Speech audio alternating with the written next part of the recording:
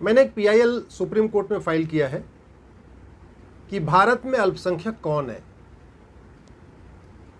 अल्पसंख्यक आयोग चल रहा है भारत में, आपको पता ही है।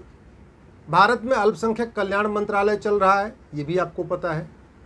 1992 में कांग्रेस ने कानून बनाया, अल्पसंख्यक आयोग कानून, वो भी चल रहा है, आपको आइडिया ही होगा। लेकिन अल्पसंख्यक कौन है, हु इज माइनॉरिटी, ये न संविधान में लिखा हुआ है न कानून में लिखा हुआ है। जो 1992 का कानून है 1992 में जो कांग्रेस ने बनाया था, उसके पहले भारत में कोई माइनॉरिटी कमीशन नाम का कोई कानून नहीं था, लेकिन 1992 में कांग्रेस ने बनाया माइनॉरिटी कमीशन एक्ट। उसमें भी नहीं लिखा माइनॉरिटी कौन है, बस एक नोटिफिकेशन दे दिया कि मुस्लिम माइनॉरिटी है, क्रिश्चियन माइनॉरिटी है, सिख माइनॉरिटी है, बौद्ध माइनॉरिटी है और पारसी माइनॉरिटी। जब मैंने रिसर्च किया तो पता चला कि भारत के 9 राज्यों में तो वास्तव में हिंदू माइनॉरिटी है, 9 राज्यों में। और कैसे माइनॉरिटी है समझिए जरा। लद्दाख में केवल 1% बचे, केवल 1%। लक्षद्वीप में केवल 2% बचे हुए, मात्र 2%। मिजोरम केवल 2% बचे हुए, नागालैंड केवल 8% बचे हुए, मेघालय मात्र 11% बचे हुए।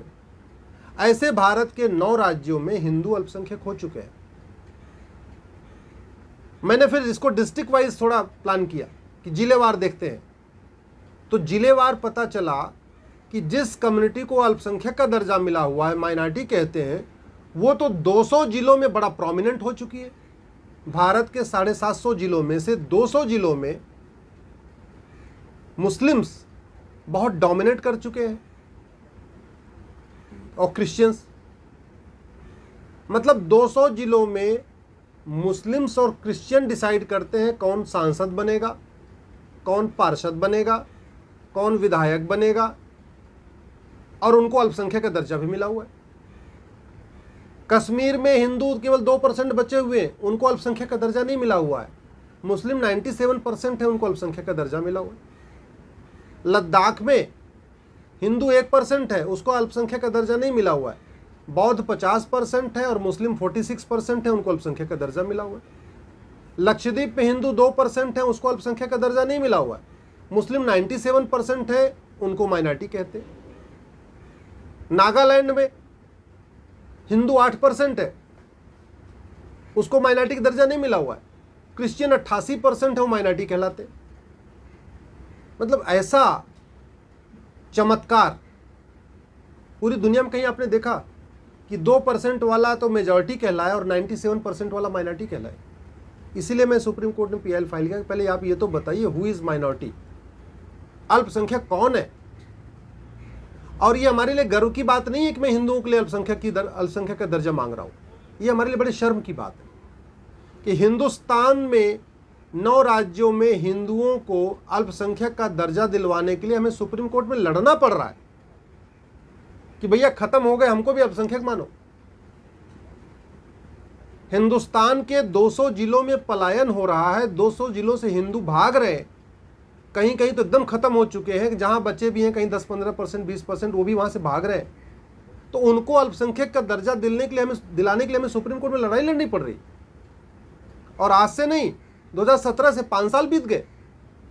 5 साल की लड़ाई के बाद भी अभी तक अल्पसंख्यक का दर्जा नहीं मिला, क्योंकि जितनी बार डेट पड़ती है सरकार का स्टैंड अलग अलग हो जाता है। जितनी बार डेट पड़ती है वो कहते नहीं कि केवल जलेबी वहां घूमती रहती है कोर्ट में, बात आगे बढ़ी नहीं रही है। तो पहली बात तो मैं ये कहना चाहूंगा कि भाई या तो आप अल्पसंख्यक बहुसंख्यक का कॉन्सेप्ट खत्म कर दीजिए। जरूरत ही नहीं भारत में अल्पसंख्यक बहुसंख्यक की। भारत तो सेकुलर देश है, भारत में तो सब बराबर हैं, भारत में तो संविधान है। संविधान का मतलब ही होता है समान विधान। पाकिस्तान में अल्पसंख्यक बहुसंख्यक का कॉन्सेप्ट समझ में आता है कि भाई पाकिस्तान शरिया से चलता है, वहाँ जो गैर मुस्लिम है उनको इक्वल राइट नहीं है, तो वहाँ तो एक माइनॉरिटी कमीशन होना चाहिए। बांग्लादेश मुस्लिम मेजॉरिटी में है, नॉन मुस्लिम्स का धर्मांतरण हो रहा है, उनको प्रोटेक्ट करने के लिए तो फिर भी एक माइनॉरिटी कमीशन होना चाहिए। अफगानिस्तान नॉन मुस्लिम गैर मुस्लिम खत्म हो चुके हैं, तो जो कुछ बचे हुए हैं उनको बचाने के लिए एक माइनॉरिटी कमीशन होना चाहिए। भारत में माइनॉरिटी कमीशन क्या ज़रूरत है? भारत में अलग से माइनॉरिटी फिल्म इंस्टीट्यूट की ज़रूरत क्या है? भारत में माइनॉरिटी मेजॉरिटी कॉन्सेप्ट क्या ज़रूरत है? जब आर्टिकल 14 कहता है सब लोग समान है, आर्टिकल 15 कहता है कि सबको समान जाति धर्म भाषा के आधार पर भेदभाव नहीं होगा, आर्टिकल 16 कहता है सबको समान अवसर मिलेगा, आर्टिकल 17 कहता है कि इक्वलिटी, आर्टिकल 19 कहता है कि सबको कहीं पे भी जाने, कहीं पे भी रहने, कहीं पे भी बसने का अधिकार है, आर्टिकल 21 कहता है सबको राइट टू लाइफ, सबको राइट टू लिबर्टी है, सबको कोर्ट जाने का अधिकार है, सबको कोर्ट से न्याय लेने का अधिकार है, आर्टिकल 25 कहता है सबको अपने धर्म पालन का अधिकार है। तो जब सारे फंडामेंटल राइट सबके लिए इक्वल है तो फिर माइनॉरिटी मेजॉरिटी क्यों? फिर जरूरत क्या है माइनॉरिटी कमीशन और मेजॉरिटी कमीशन की? या तो अगर माइनॉरिटी कमीशन बना रहा है तो मेजॉरिटी कमीशन भी बनाइए, तब तो बात समझ में आती है।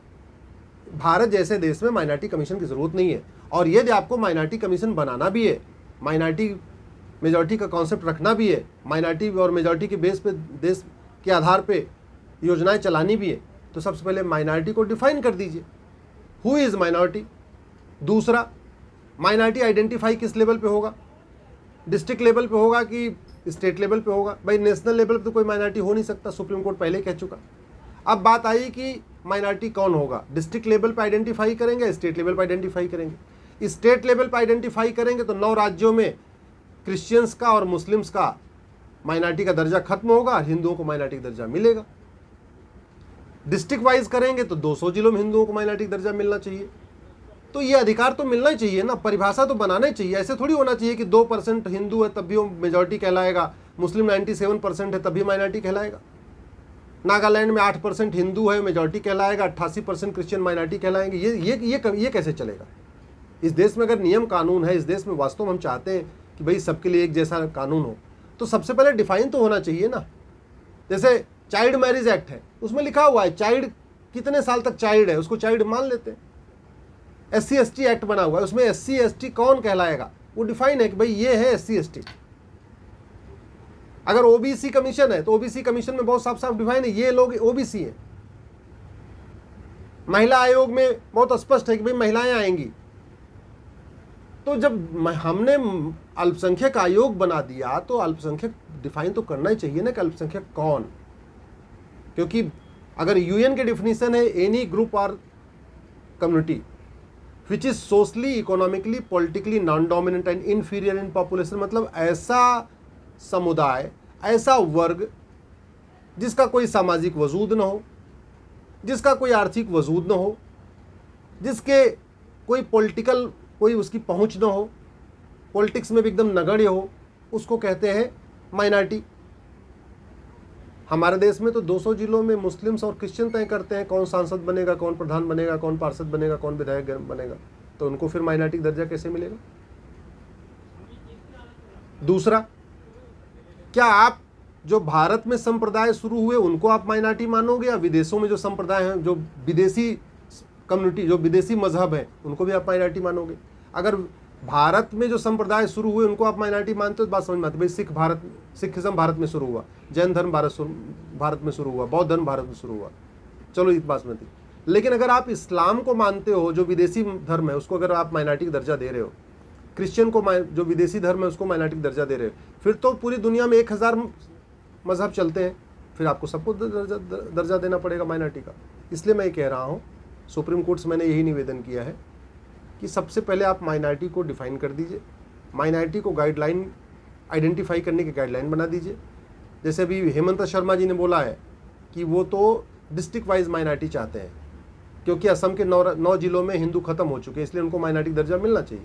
तो इस आधार पर बंगाल के 14 जिलों में भी हिंदुओं को माइनॉरिटी दर्जा मिलना चाहिए, बिहार के 6 जिलों में माइनॉरिटी दर्जा मिलना चाहिए हिंदुओं को, झारखंड के 4 जिले में माइनॉरिटी दर्जा मिलना चाहिए हिंदुओं को, यूपी के भी 18 जिले में हिंदू बिल्कुल कम हो चुके हैं, तो केरल के, गोवा के, अगर आप डिस्ट्रिक्ट वाइज देखें, कश्मीर तो चलो पूरे ख़त्म हो चुके हैं। तो मुझे लगता है कि सबसे पहले या तो ये माइनॉरिटी मेजॉरिटी ख़त्म हो, नहीं तो माइनॉरिटी डिफाइन हो, डिस्ट्रिक्ट वाइज आइडेंटिफाई करने की गाइडलाइन बने और एक पैटर्न हो जाए भाई कितने परसेंट वाला, 5% वाला माइनॉरिटी कहलाएगा, 8% वाला माइनॉरिटी कहलाएगा, 10% वाला माइनॉरिटी कहलाएगा कि 1% वाला माइनॉरिटी कहलाएगा।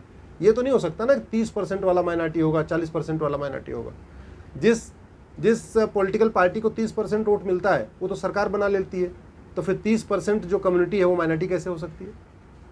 जिस व्यक्ति को 30% वोट मिलता है वो पार्षद प्रधान बन जाता है, जिसको 30% वोट मिलता है वो विधायक सांसद बन जाता है, तो फिर उस जिले का 30% कम्युनिटी माइनॉरिटी कैसे हो सकती है? माइनॉरिटी का मतलब जिसका कोई वजूद ना हो, जिसे कोई पूछने वाला ना हो, और फिर जिसका धर्मांतरण हो रहा हो, जिसको जो जहाँ पे खतरा भाई ये खत्म हो जाएगा, इसको प्रोटेक्ट नहीं करेंगे खत्म हो जाएगा। इस्लाम तो बढ़ रहा है, क्रिश्चियनिटी तो बढ़ रही है, यहाँ धर्मांतरण तो हिंदुओं को हो रहा है, तो सबसे ज़्यादा जो प्रोटेक्शन की ज़रूरत है वो हिंदुओं को है। आप जरा देखिए, आपने कभी सुना कि हाँ भाई मुस्लिम को किसी ने कन्वर्ट किया है? वो अपने आप अपनी इच्छा से घर वापसी करते हैं, अलग बात है। क्रिश्चियन अपनी इच्छा से घर वापसी करते हैं, अलग बात है। लेकिन लालच दे के, बहला के, फुसला के, सामदाम दंड भेद द्वारा कभी किसी आपने सुना कि किसी मुस्लिम को कन्वर्ट कर दिया, किसी क्रिश्चियन को कन्वर्ट कर दिया? तो उल्टा हो रहा है, यहाँ तो साम दाम दंड भेद द्वारा हिंदुओं को कन्वर्ट किया जा रहा है। तो प्रोटेक्शन तो हिंदुओं को जो है हिंदुओं को मिलनी चाहिए। हिंदूस कम हो रहे हैं, जहाँ 90% थे 78% हो गए, तो प्रोटेक्शन तो हिंदुओं को ज़रूरत है। लेकिन माइनॉरिटी दर्जा किसको मिल रहा है? मुस्लिम और क्रिश्चियन को। मेरा ये मानना है कि इस पर आप भी सोचिए, आप भी विचारिए। आप अगर आपको हमारी बात ठीक लगती हो, इस वीडियो को अधिक से अधिक शेयर करिएगा। अपने सांसद और विधायक को भी संपर्क करिए, उनको भी शेयर करिए, उनको भी समझाइए कि भाई खुल के बोलना पड़ेगा। सांसद विधायक की ड्यूटी है, तो जो गलत हो रहा है उसको खुल के गलत कहना। फिर आपसे हम अगले सप्ताह फिर चर्चा करेंगे। 30 अगस्त को इसे सुनवाई है, एक बार इस पर सुनवाई हो जाती है तो फिर हम आपसे इसी बात पे बात करेंगे। जय हिंद, जय भारत।